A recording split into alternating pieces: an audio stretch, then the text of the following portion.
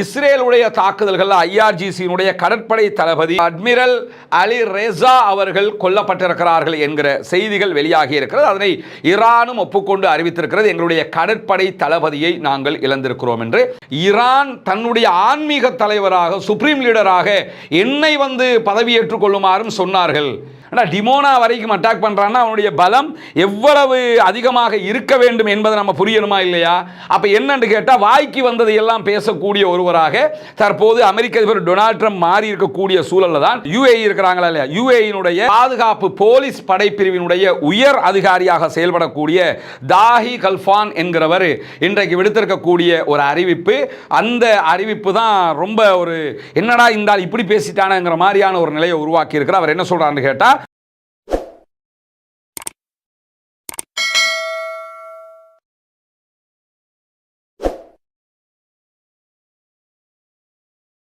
அன்பிற்கினிய சகோதர சகோதரிகளே, நம் அனைவர் மீதும் ஏக இறைவனுடைய அமைதியும் கருணையும் உண்டாகட்டுமாக. அஸ்ஸலாமு அலைக்கும் வரஹ்மத்துல்லாஹி வபரகாத்துஹு.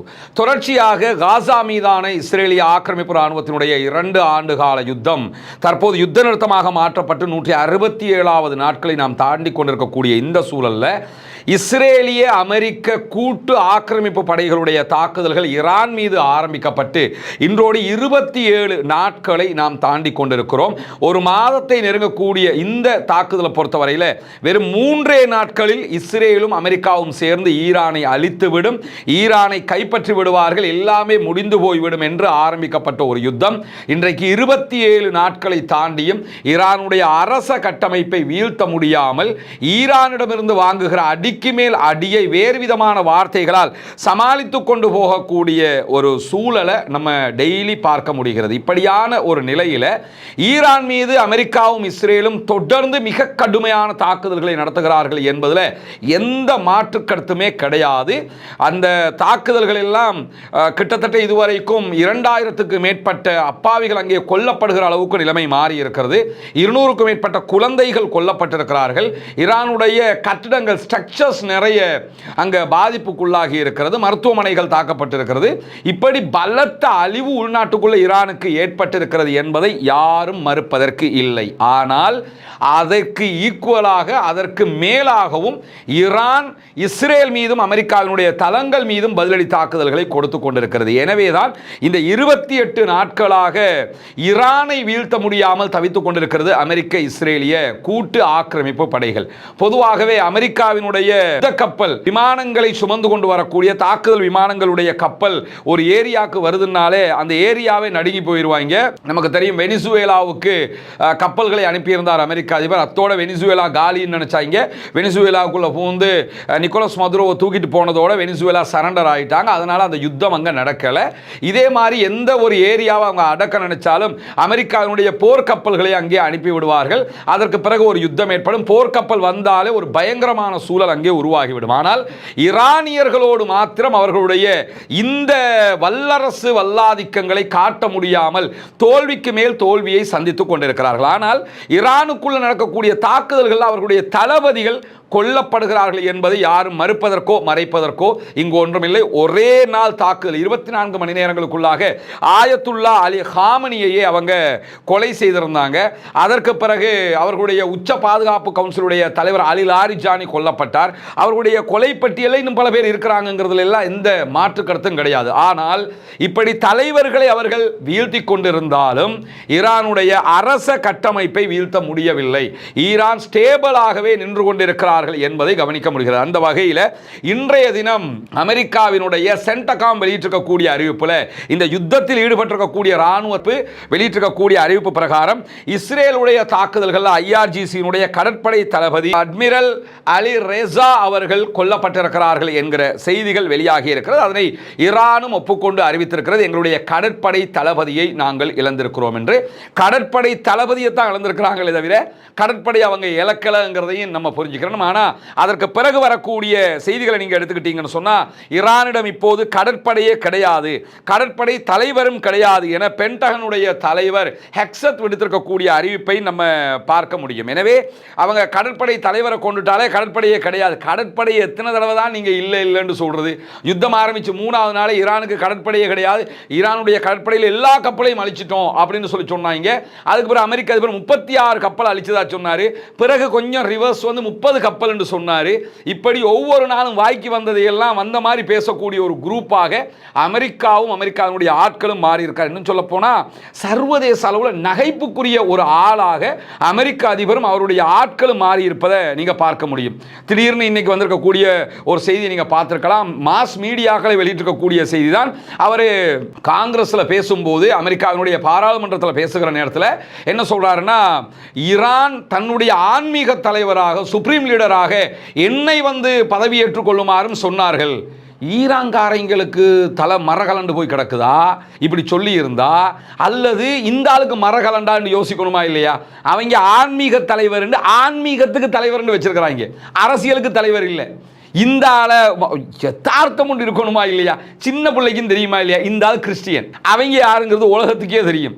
அப்படி இருக்கும்போது இந்த ஆளை கூட்டு வந்து எங்களுக்கு ஆன்மீக தலைவராக இருங்கன்னு சொல்லுவாங்க. இன்னொன்று, இந்த ஆளை வந்து முதல்ல மனுஷனாக வைக்கிறது ரொம்ப யோசிக்க வேண்டிய ஒரு இடம். ஏன்னா எப்போ என்னத்தை பேசுவான்டே தெரியாது.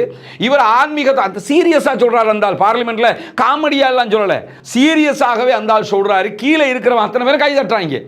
என்னன்னா, அந்த மன்னருடைய சபையில் கைதட்டலாட்டி இருந்தால் நம்மளை ஏதாவது பண்ணி விட்டுருவான், அதனால் கைதட்டி தொலைச்சிருவோம் என்கிற விதமாக வேண்டா வெறுப்பாக செய்யக்கூடிய காரியமாக கூட அவர்கள் அதில் ஈடுபட்டிருக்கலாம். ஆனால் இப்படியெல்லாம் பேசுகிறாருன்னா இந்த ஆளை எந்த இடத்துல வைக்கிறது? இந்த மாதிரி ஒரு காமெடி பீஸுகளாக மாறி இருக்கக்கூடிய சூழலை நாம் பார்க்க முடியும். அந்த அடிப்பெல்லாம் கடற்படை தளபதியும் இல்லை, கடற்படையும் இல்லை அப்படிங்கிற. கடற்படையே ஈரானுக்கு இல்லைன்னா ஹொர்முஸில் நீங்கள் ஏன் தடுமாறிக்கிட்டு இருக்கிறீங்க? ஹொர்முஸில் அசால்ட்டாக கப்பல் போயிட்டு வர முடியுமா இல்லையா? ஹொர்முஸ் அவன் வளைச்சு பிடிச்சிக்கிட்டு தாக்கம் நடத்துகிறான்னா கடற்படை இல்லாமல் தான் அதை பண்ணிக்கிட்டு இருக்கிறானா? அதை தாண்டி நீங்கள் பார்த்தீங்கன்னா, ஈரானை பற்றி இன்றைக்கு அமெரிக்க அதிபர் டொனால்ட் ட்ரம்ப் நிறைய விஷயங்களை பேசியிருக்கிறாரு. மத்திய கிழக்கு தொடர்ந்து யுத்தம் நடந்துகிட்டு தான் வருகிறது அப்படின்னு சொல்லக்கூடிய அமெரிக்க அதிபர், ஈரானுடைய ராணுவம் பெரும் அளவில் அழிக்கப்பட்டு விட்டது அப்படின்னு சொல்லி திரும்பவும் சொல்றாரு. நாங்க ஈரானுடைய ராணுவத்தை பெரிய அளவில் அழிச்சிட்டோம். பெரிய அளவில் அழிச்சிட்டோம்னா எவ்வளவு என்று சொல்லும் போது அவர் என்ன சொல்றாருன்னு கேட்டா, கிட்டத்தட்ட 90% அவர்களுடைய ஏவுகணைகளை அழித்து விட்டோம். ஃபர்ஸ்ட்டுக்கு 80ன்னாரு, இப்போ 90 இருக்கிறாரு.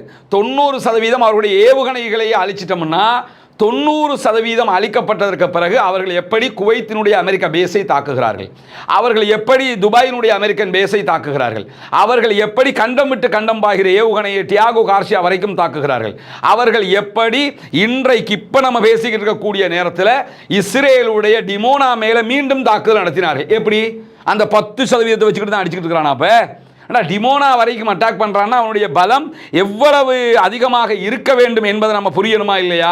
அப்ப என்னன்னு கேட்டா, வாய்க்கு வந்ததை எல்லாம் பேசக்கூடிய ஒருவராக தற்போது அமெரிக்க அதிபர் டொனால்ட் ட்ரம்ப் மாறி இருக்கக்கூடிய சூழல்ல தான் ஈரானுடைய ராணுவத்தை பெரும் அளவில் நாங்கள் அழித்து விட்டோம் என்று சொல்லக்கூடியவர் தொடர்ந்து பேசுறாரு. நாங்கள் ஈரானை முழுவதுமாக அழித்து வருகிறோம், அவர்கள் தோற்கடிக்கப்பட்டு விட்டார்கள், அவர்களால் மீண்டும் எழுச்சி பெறவே முடியாது, ஈரானுக்கு திரும்ப எந்திரிச்சு நிற்கிறதுக்கு வாய்ப்பே கிடையாதாம். இப்போது ஒரு ஒப்பந்தம் செய்து கொள்வதற்கு அவர்களுக்கு ஒரு வாய்ப்பு கிடைத்திருக்கிறது. நேத்து என்ன சொன்னாலே, நாங்கள் ஒப்பந்தத்துக்கு எங்களிடத்தில் ஈரான் கெஞ்சி கொண்டிருக்கிறது அப்படின்னு சொல்லி சொன்னார். இப்போ என்ன சொல்கிறாருன்னு கேட்டால், அவங்களுக்கு ஒரு வாய்ப்பு இருக்கிறது ஒப்பந்தம் செய்து கொள்வதற்கு. இப்போ யார்கிட்ட கெஞ்சுறா? ஏன்னா உலகத்துக்கே தெரியும் அமெரிக்கா இதில் எவ்வளவு ஃபெயிலியருங்கிறது. அதை மறைப்பதற்காக மீண்டும் மீண்டும் இவர் பேசுறது மட்டுமல்லாமல், நாங்கள் அவர்களுடைய கடற்படை விமானப்படை எல்லாத்தையுமே முற்றுமுழுதாக அழிச்சிட்டோம்ங்கிறார். முற்றுமுழுதாக அழிச்சிட்டோம்னா ஈரான் இப்போ காலின்னு அர்த்தம். அப்போ காலின்னா ராணுவத்தில் வெற்றிங்கிறது எப்பன்னு கேட்டால், நாங்கள் ஜெயிச்சிட்டோம்ங்கிறதல்ல. நான் வந்து இதுவரைக்கும் தோத்துட்டோம்னு சொன்னாங்களா? ஈராக்கில் இந்த மாதிரி 27வது நாள் தாண்டும் போது அங்கே ஈராக்கினுடைய அதிபர் கைது செய்யப்பட்டாரு. அத்தோட ஈராக்கு காலிண்டு ஆயிடுச்சு, ராணுவம் கைப்பற்றிச்சு மொத்தமாக அமெரிக்கா. ஈரான்ல அப்படியான ஒரு நிலை நடந்துச்சான்னா இந்த நிமிஷம் வரைக்கும் இல்லை. ஆனா இன்னைக்கும் கம்பி கட்டுற கதையெல்லாம் அவர் சொல்லி இருக்கிறாரு. இது இவ்வளவு சீரியஸா பேசுறாருல, அதாவது நாங்கள் ஈரானுடைய கடற்படை அழிச்சிட்டோம், ஈரானுடைய விமானப்படை அழிச்சிட்டோம், ஈரானுடைய ஏவுகணை கேப்பபிலிட்டியில் 90% நாங்கள் அழிச்சிட்டோம்னு சொல்லிட்டார்ல. சொன்னதுக்கு பிறகு காமெடியை பாருங்க. அந்த ஆள் என்ன சொல்றாருன்னு கேட்டால், ஈரான் எங்களுக்கு ஒரு பரிசு தந்திருக்கிறது. என்ன பரிசுன்னா, பரிசுன்னா எப்படி இருக்கணும்? இன்றைக்கு 10 எண்ணெய் கப்பல்களை ஹொர்முஸ் வழியாக அனுப்புவதற்கு அவர்கள் ஒப்புக்கொண்டு 10 பேருக்கு வழி விட்டுருக்கிறாங்க. முதல்ல அவன் வழிவிட்டது உனக்காக இல்லை. அவன் அந்தந்த நாடு, இப்போ மலேசியா சற்று நேரத்துக்கு முன்பதாக மலேசியாவுடைய பிரதமர் அறிவிச்சிருக்கிறாரு, இன்னைக்கு எங்களுடைய 2 கப்பல்களுக்கு ஈரான் அனுமதி தந்தது. அந்த 10ல் 2 மலேசியாவுடையது. இன்னைக்கு பாகிஸ்தான் 2 கப்பல், 10ல் 2 பாகிஸ்தான் 4. இன்னைக்கு இந்தியாவுடைய 2 கப்பல், 10ல் 2 இந்தியாவுடைய 6.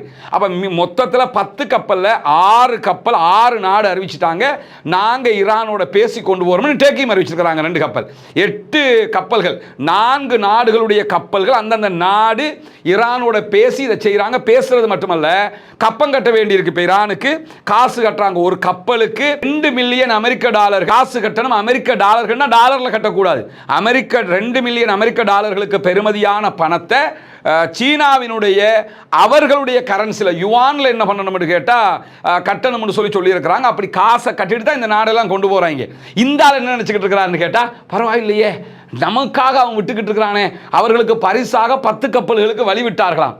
இப்போ நீங்கள் ஜெயிச்சிட்டீங்கன்னா ஜெயிச்சிட்டேன்னு சொல்லணும். ஜெயிச்சவனுக்கு தோத்து போனவன் பரிசு தருவானா? இவன் தோத்துட்டேங்கிறீங்க, தோத்து போனவன் பரிசு கொடுத்தாலும் அதுவும் எப்படி பரிசு? ஹொர்முஸை மூடி வச்சிருக்கிறான். இன்னைக்கு எங்களுக்கு பரிசாக 10 கப்பல்களை அனுப்பி விட்டார்கள். என்ன சொல்லியிருக்கணும்? நாங்கள் கெத்தான்னு தொலைச்சு விடுவேன்னு சொன்னேன். 100 கப்பல் இன்னைக்கு போச்சா இல்லையா? ஹொர்முஸில் ஒரு நாளைக்கு 1000 கப்பல் போக வேண்டிய இடம் வெறும் 10 கப்பல் போயிருக்குது. அதை எடுத்து வச்சுக்கிட்டு எங்களுக்கு பரிசாக ஈரான் 10 கப்பல்களை அனுப்பி இருக்கிறது. இப்போ இந்த ஆள் ஜெயிச்சுட்டேன்னு சொல்கிறாரா தோத்துட்டேன்னு சொல்கிறாரா? இந்த செய்தியெல்லாம் பார்க்கும்போது அப்படியே டிஸ்கவரி சேனலை பார்க்குற மாதிரியே தோணுது. ஏன்னா முழுக்க அப்படி தான் இருக்குது இவருடைய பேச்செல்லாம். இது இன்றைக்கு வெளியாகி இருக்கக்கூடிய அவர் சொல்லியிருக்கக்கூடிய ஒரு செய்தியை நம்ம பார்க்க முடியும். அதாவது ஈரான் பரிசு கொடுத்துருக்குதான் அவருக்கு. யாருக்கு யாரா பரிசு கொடுக்கிறது?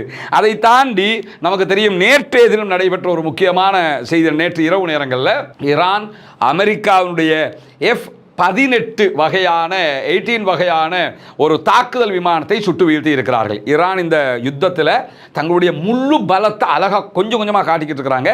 உலகத்திலேயே தாக்குதல் நடத்த முடியாது, அழிக்க முடியாது என்று சொன்ன F-35 விமானத்தை சுட்டு வீழ்த்தியது ஈரான். சுட்டு வீழ்த்தியது அமெரிக்காவுக்கு பெரிய அவமானகரமானதாக மாறியிருந்த நிலையில் நேற்றைய தினம் அவங்க விடுத்திருக்கக்கூடிய அறிவிப்பில் F-18 வகையான, அது F-35 அளவுக்கு இல்லைன்னா கூட F-16க்கு பிறகு வந்த F-18 ஜெனரேஷனை கொண்ட விமானம், அதுவும் தாக்கல் விமானம், ரேடாருக்கு சிக்காத விமானம், உச்சகட்ட பலத்தோடு இருக்கக்கூடிய விமானம், அந்த விமானத்தை சுட்டு வீழ்த்திருக்கிறாங்க. எல்லாத்தையும் வீடியோவாக காட்டுறான், சும்மா சொல்லலை, வீடியோவாக காட்டுறான். ஆனால் இல்லை எங்கள் விமானம் எதுவும் சுட்டு வீழ்த்தப்படவில்லை, பத்தியா நாங்கள் எப்படி இருக்கோம் தெரியுமா, நாங்கள் சூப்பராக இருக்கிறோமேங்கிற விதமாக மீண்டும் பீலா விட்டு இருக்கிறது அமெரிக்காங்கிறத பார்க்க முடியும். அமெரிக்காவினுடைய உலகமே இதை காட்டுது. அமெரிக்கானால கெத்து தெரியுமா? F-18, F-16, F-15, F-35 இதுதான் அமெரிக்காவினுடைய பலம்.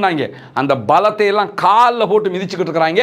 நேற்று அவர்களுடைய உலகத்தில் பலம் வாய்ந்த இன்னும் ஒரு விமானத்தையும் சுட்டு வீழ்த்தி இருக்கிறது ஈரான் என்கிற செய்திகளுக்கு மத்தியில் இஸ்ரேலிய அமெரிக்க மோதல் தீவிரமடைந்தால் ராணுவ நடவடிக்கை எடுக்கப்படும் என்று சொல்லி இன்றைக்கு ஹவுத்தீஸ் அறிவித்து இருக்கிறார்கள். இதுவரைக்கும் இந்த ஓர்ல ஹூத்தீஸ் லைனுக்கு வரல, வருவேன்னு சொல்றாங்க, இன்னும் வரல.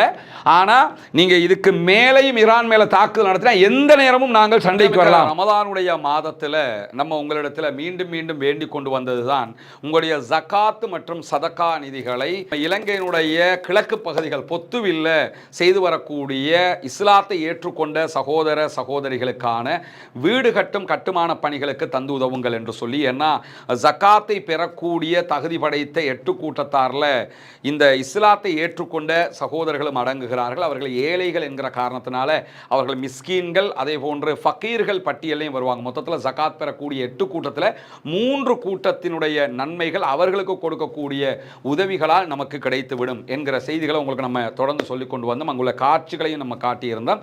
ஏற்கனவே 5 வீடுகளை நம்ம கட்டி கையளிச்சிருக்கிறோம். அந்த காட்சிகள் எல்லாம் தொடர்ந்து நீங்கள் பார்த்து வருகிறீர்கள். அதை தாண்டி இன்னும் 9 வீடுகள் கட்ட வேண்டிய தேவை இருக்கிறது. மொத்தம் 14 வீடுகள் என்கிற தகவல்களை உங்களுக்கு நம்ம சொல்லி வந்தோம். அதற்கான உதவிகளை நீங்கள் தொடர்ந்து வழங்கி வருகிறீர்கள். உங்களுடைய ஜக்காத்து தான தர்மங்களை தந்து வருகிறீர்கள். அந்த அடிப்படையில் தற்போது நம்ம 6வது வீட்டை கட்டுகிற பணியை ஆரம்பித்திருக்கிறோம். அதனுடைய காட்சிகளை தான் நீங்கள் முன்னாடி பார்க்குறீங்க. நீங்கள் தரக்கூடிய உதவிகளை கொண்டுதான் மக்களுக்கு தேவையான ஏழை எளிய மக்களுக்கு உரிய எல்லா காரியங்களையும் நம்ம நம்ம பண்ணி வர்றோம். தித்வா புயலுக்கான பணிகளாக இருந்தாலும் சரி, அதற்கு பிறகு வாட்டர் டேங்கை நம்ம ஓப்பன் பண்ணி கொடுத்ததாக இருந்தாலும் சரி, மற்ற எல்லா பணிகளும் நீங்கள் தரக்கூடிய ஜகாத்து தான தர்மங்களை கொண்டு ஏழைகளுக்கு முறையாக செய்யப்பட்டு வருகிறது என்பது உங்களுக்கு தெரியும். அந்த அடிப்படையில் தான் தற்போது அல்ஹம்துலில்லாஹ் 6வது வீடை கட்டுகிற பணியை நம்ம ஆரம்பிச்சிருக்கிறோம். இந்த பணி தொடர்ந்து நடைபெற்று 14 வீடுகளும், மீதி இருக்கக்கூடிய 9 வீடுகளும் கட்டி முடிக்கப்பட வேண்டும் என்பதுதான் என்னுடைய பிரார்த்தனையும் நிச்சயமாக உங்களுடைய பிரார்த்தனையாகவும் இருக்கும். எனவே இந்த பணியை சிறப்பாக முடிப்பதற்காக தொடர்ந்தும் உங்களுடைய உதவிகளை வாரி வழங்குங்கள் என்கிற கோரிக்கையை இந்த இடத்திலே முன்வைத்துக் கொள்கிறேன். ஒரு ஹொர்முஸை மூடி வச்சிருக்கிறதுல படாத பாடுபட்டுக்கிட்டு இருக்கிறீங்க. ஹொர்முஸோட சேர்த்து செங்கடல பாபல் மந்தபையும் மூட வச்சிடாதீங்கிறாங்க. ஹொர்முஸ் மட்டும் தான் இப்போ மூடி இருக்குது. குறைஞ்சபட்சம் சவுதியிலேருந்து நீங்கள் சவுதியில் கிழக்கு பகுதிகளில் இருந்து யான்பு அங்குங்கிறதெல்லாம் பெட்ரோல் எடுக்கிறதா இருந்தால் கூட செங்கடல் வழியாக பாபல் மந்த வழியாக தான் போகணும். இதாவது உங்களுக்கு ஓப்பனில் இருக்குது என்று சொல்லி சந்தோஷப்பட்டுக்கிறீங்க. நீங்கள் ரொம்ப தடுமாறுனீங்கன்னு சொன்னால் அதையும் நாங்கள் மூடிட்டுருவோம் அப்படின்னு சொல்லி இன்றைக்கி ஹவுத்தீஸ் தெளிவாக அறிவித்தல் விடுத்திருக்கிறார்கள். அந்த செய்திகளும் இன்றைக்கு வெளியாகி இருக்கிற அதே நேரத்தில் இன்னும் ஒரு முக்கியமான செய்தி வெளியாகி இருக்கிறது. அது என்ன செய்தி என்று கேட்டால், ஐக்கிய அரபு எமிரேட்ஸ் UAE இருக்கிறாங்களா இல்லையா, UAE பாதுகாப்பு போலீஸ் படைப்பிரிவினுடைய உயர் அதிகாரியாக செயல்படக்கூடிய தாஹி கல்ஃபான் என்கிறவர் இன்றைக்கு விடுத்திருக்கக்கூடிய ஒரு அறிவிப்பு. அந்த அறிவிப்பு தான் ரொம்ப ஒரு என்னடா இந்த இப்படி பேசிட்டானுங்கிற மாதிரியான ஒரு நிலையை உருவாக்கி இருக்கிறார். அவர் என்ன சொல்றாருன்னு கேட்டா, அரபு நாடுகள் இஸ்ரேலோடு இன்னும் ரொம்ப நம்ம நெருக்கம் காட்டணும், இஸ்ரேலோட தான் நம்ம இணைஞ்சு போகணும்னு சொல்லி வெளிப்படையாகவே பேசியிருக்கக்கூடிய காட்சி நம்ம பார்க்க முடியும். அரபு, அதாவது மிடில் ஈஸ்ட் கண்ட்ரிகளில், குறிப்பாக கல்ஃப் கண்ட்ரிகளில் இஸ்ரேலை தனிநாடாக அங்கீகரித்திருக்கக்கூடிய 2 நாடுகள், ஒன்று பஹ்ரைன், இன்னொன்று UAE. அதை தாண்டி ஆல்ரெடி ஆரம்ப காலத்திலேயே ஈஜிப்ட் அவங்களை அங்கீகரிச்சிட்டாங்க. அவங்க கல்ஃப் கண்ட்ரிஸ் கிடையாது, அவங்க அவுட் ஆஃப் கல்ஃப்ல இருப்பாங்க. அதே மாதிரி மொரோக்கோ அவங்களை தனிநாடாக அங்கீகரிச்சு, இது மாதிரி உலகத்தில் சில நாடுகள் அவர்களை தனிநாடாக அங்கீகரித்திருக்கிறார்கள். சவுதி உள்ளிட்ட பல நாடுகள் இன்னும் இஸ்ரேலை தனிநாடாக அங்கீகரிக்கவில்லை. இந்த நிலையில தான் UAE உயர் போலீஸ் அதிகாரியாக செயல்படக்கூடிய தாகி அவர்கள் வெளியிட்டிருக்கக்கூடிய அறிவிப்பில் என்ன சொல்றாருன்னு கேட்டா, அரபு வளைகுடா நாடுகள் இஸ்ரேலோடு தங்களுடைய உறவுகளை மேலும் வலுப்படுத்த வேண்டும்.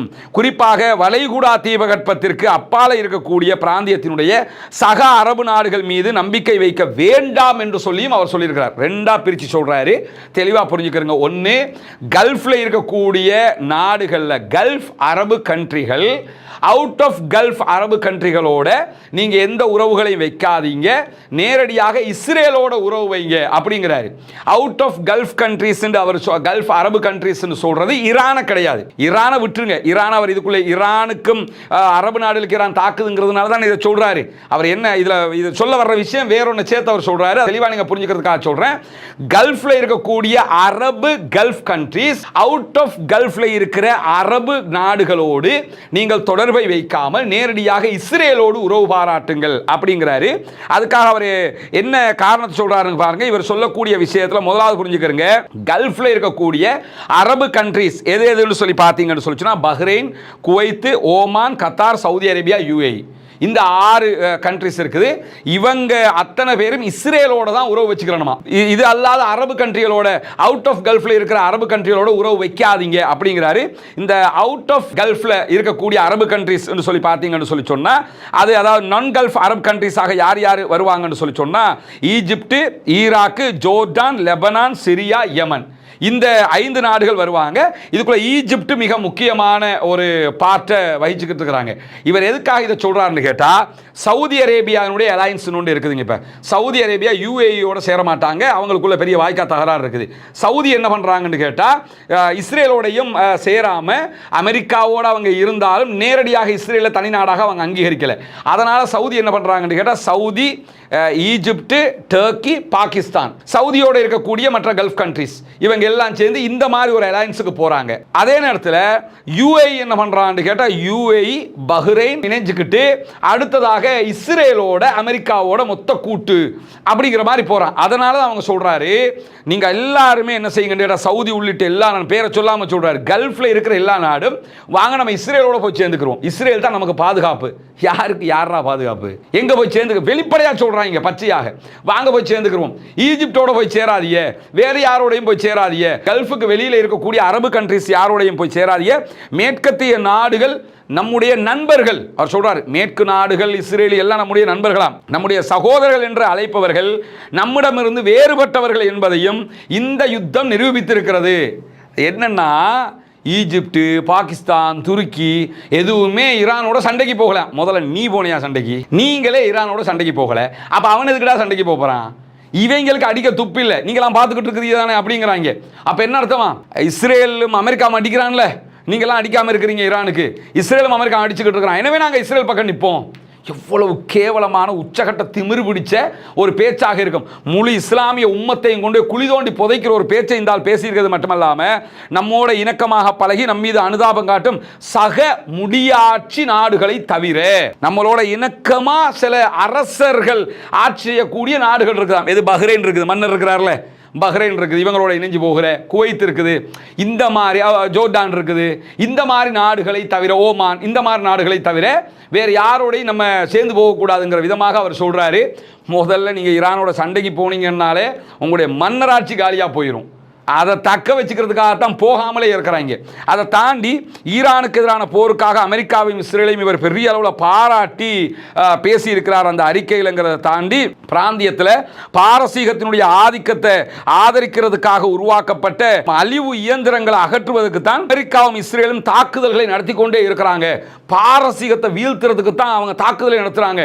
நம்ம அப்போ அவங்களோட தான் போய் சேரணும் அப்படின்னு சொல்லி இவ்வளவு ஒரு பச்சையான பேச்சை இன்றைக்கு யுஏஇனுடைய உயர் பாதுகாப்பு அதிகாரி விடுத்திருக்கக்கூடிய செய்திகளை நம்ம பார்க்க முடிகிறோம். அதே நேரத்தில் அமெரிக்காவினுடைய படைகள் நகர்த்தப்பட்டு வருகிறது, மீண்டும் ஈரானை நோக்கி போர் நிறுத்த பேச்சுவார்த்தைகள் முடங்கி கொண்டிருக்கிறது என்கிற செய்திகளும் தொடர்ந்து வெளியாகக்கூடியதை நம்ம பார்க்க முடியும். குறிப்பாக நீங்கள் பார்த்தீங்கன்னு சொல்லிச்சுன்னா, ஹொர்முஸ் ஜலசந்தியில் ஈரான் தன்னுடைய பிடியை ரொம்பவே இறுக்கிக்கிட்டு இருக்கு. ஹொர்முஸை நோக்கி ஈரான் மேலதிக தரைப்படைகளையும் அனுப்பி கொண்டிருக்கிறார். அதே நேரம் ஒரு நடைமுறை சுங்கச்சாவடி ஒன்றையும் அவங்க நடத்திக்கிட்டு இருக்கிறாங்க. இப்போ பணம் கட்டாம யாரும் சைனாவினுடைய கரன்சில பணம் கட்டாம ஹொர்முஸ்ல இருந்து யாரும் கப்பல்களை கொண்டு போக முடியாது என்கிற நிலையில வாஷிங்டனும் என்ன பண்றாங்க, அமெரிக்காவும் தற்போது படைகளை, தரைப்படைகளை அனுப்பி கொண்டிருக்கிறார்கள் ஹொர்முஸை நோக்கி என்கிற செய்திகள் வெளியாகி கொண்டிருக்கு. யுஎஸ்எஸ் ட்ரிபோலி என்ற தரை கடல் படை தாக்குதலை நடத்தக்கூடிய கிட்டத்தட்ட 2500 கடற்படை வீரர்களோடு தற்போது ஈரானை நோக்கி ஒரு கடற்படை தரைப்படை இணைந்த ஒரு ராணுவ குழு அனுப்பப்பட்டிருக்கிறது.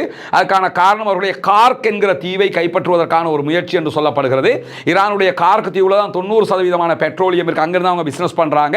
அதை கைப்பற்றி விட்டாலே ஈரானை கைப்பற்றினதுக்கு சமனாகிரும். எனவே அதை போய் தரைப்படையாக நம்ம பிடிப்போம் அப்படிங்கிறதுக்காகத்தான் இந்த படைகள் அனுப்பி இருக்கிறது மட்டுமல்லாமல் 82வது வான்வழி படையைச் சேர்ந்த 1000 வான்படை விமானப்படையைச் சேர்ந்த வீரர்களும் அனுப்பப்பட்டிருக்கிறார்கள் என்கிற செய்தி வெளியாக இருக்கு. மொத்தத்தில் 3500 ராணுவத்தை கார்க் தீவுகளை நோக்கி அமெரிக்கா நகர்த்தி வருகிறார். அதே நேரம் ஈரானும் அவர்களுடைய ஐஆர்ஜிசியினுடைய மிக முக்கியமான படைப்பிரிவுகளை கார்க் தீவுகளை நோக்கி நகர்த்தி கொண்டே வரக்கூடிய செய்திகளை நம்ம பார்க்க முடிகிறது. அதே நேரத்தில் எந்த ஒரு யுத்த நிறுத்தம் ஏற்பட்டாலும், இப்போ யுத்த நிறுத்த பேச்சுவார்த்தைகள் நடத்தப்பட்டு வருகிறது, ஈரான் அதற்கு சம்மதிப்பதற்கான வாய்ப்புகள் இல்லாவிட்டாலும் சில திருத்தங்களோடு சம்மதிப்பதற்கு அவர்கள் வாய்ப்பு கொடுப்பார்கள் என்கிற நம்பிக்கைகள் மேற்கு தரப்புகளிடத்தில் இருக்கிறது. ஈவன் பாகிஸ்தானும் அதை நம்புறாங்க. எனவே சில திருத்தங்களோடு இந்த சமாதான உடன்படிக்கை வரலாம் என்கிற நம்பிக்கைகள் துளிர்விடக்கூடிய இந்த சூழல்ல எந்த ஒரு யுத்த நிறுத்தம் வந்தாலும் அந்த யுத்த நிறுத்தம் ஈரான் யுத்த நிறுத்தம் என்கிறது மட்டுமல்ல, ஈரான் பிளஸ் லெபனான் என்ற ரெண்டுலையும் தான் தாக்குதல் நடத்தப்பட்டு கொண்டிருக்கிறதுனால லெபனான்லையும் சேர்த்து தான் யுத்த நிறுத்தம் வர வேண்டும் என்கிற ஒரு தெளிவான ஒரு செய்தியை ஈரான் சொல்லி இருக்கிறது. ஆல்ரெடி அவங்க ஹிஸ்புல்லாக்களுக்கு சொல்லிட்டாங்க, யுத்த நிறுத்தம் வந்து அவங்களை தனியாக விட்டுட்டு நாங்கள் மட்டும் எங்களுக்கு மட்டும் யுத்த நிறுத்தம் போக மாட்டோம், நீங்கள் மட்டும் தனியாக சண்டை பிடிக்கிற அளவுக்கு நாங்கள் விட்டுற மாட்டோம், உங்களுக்கு சேர்த்து தான் நாங்கள் யுத்த நிறுத்தத்தை கொண்டு வருவோம் என்று சொல்லி ஹிஸ்புல்லாக்களுக்கும் அவர்கள் சொல்லியிருக்கக்கூடிய செய்திகளும் இன்றைக்கு வெளியாக இருக்கிற. அதே நேரம் தொடர்ந்து அமெரிக்கா மேல தாக்குதல் நடத்துவதற்காக அமெரிக்காவுடைய தளங்கள், அமெரிக்கர்கள் இருக்கக்கூடிய இடங்கள் எல்லாம் துல்லியமாக ரஷ்யா ஈரானுக்கு கொடுத்து வருகிறது என்கிற செய்திகளும் இன்றைக்கு வெளியாக இருக்கிறது. மேலதிகமாக சற்று நேரத்துக்கு முன்பதாக மீண்டும் இன்றைக்கு ஈரான் இஸ்ரேல் மேலே தாக்குதல்களை ஆரம்பித்திருக்கிறது. குறிப்பாக 82வது அலை தாக்குதல்கள் தற்போது நடத்தப்பட்டு வருகிறது. இந்த தாக்குதல்களில் ஆளில்லா விமானங்களை பயன்படுத்தி ஹைஃபா துறைமுகத்தில் இருக்கக்கூடிய இஸ்ரேலுடைய முக்கிய மையங்களை குறிவைத்து ஈரான் தாக்குதல்கள் நடத்துகிறது. ஹைஃபாவில் போர் விமானங்கள், இஸ்ரேலுடைய போர் விமானங்கள் எரிபொருள் ஏற்றுவதற்காக பயன்படுத்தக்கூடிய எரிபொருள் தொட்டிகள், பெட்ரோலிய வசதிகள் மேலெல்லாம் இன்றைக்கு ஆளில்லா விமான தாக்குதல் நடத்தப்பட்டிருக்கிறது. அதே நேரத்தில் கிழக்கு மத்திய தரை கடலில் இஸ்ரேலுடைய கப்பல்கள் உற்பத்தி செய்யக்கூடிய பகுதிகள் மேலேயும் இன்றைக்கு ஈரான் மிக கடுமையான தாக்குதல்களை நடத்தி இருக்கிறது. இப்படி இன்றைக்கு ஏகப்பட்ட முக்கியமான செய்திகள் வெளியாகி இருக்கிறது. வாஹிர் தஅவானா அல்ஹம்துலில்லாஹி ரப்பில் ஆலமீன்.